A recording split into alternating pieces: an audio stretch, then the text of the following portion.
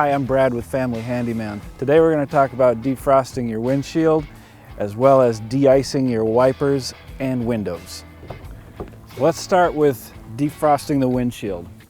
Problem is moisture. You get snow on the floor mats, it doesn't dry out, and it ends up being frost on your windshield. So before you get in, always knock off the snow from your shoes as much as you can, and that'll help.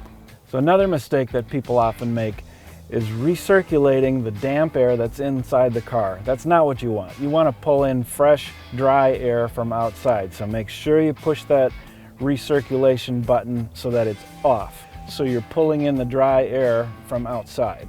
Another cold weather problem you're going to run into is ice on your windshield wipers.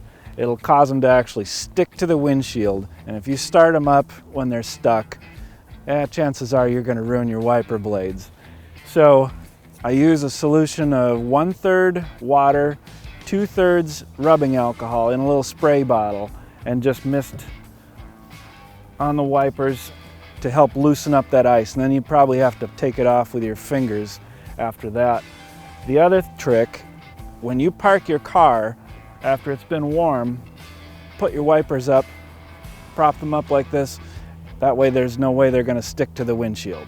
If you've just got a light frost on your windshield, you can spray some of this rubbing alcohol mixture on there and it'll melt it off very quickly.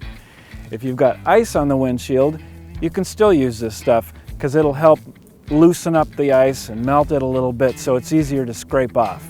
For more tips, tricks, projects, and advice, check us out at familyhandyman.com.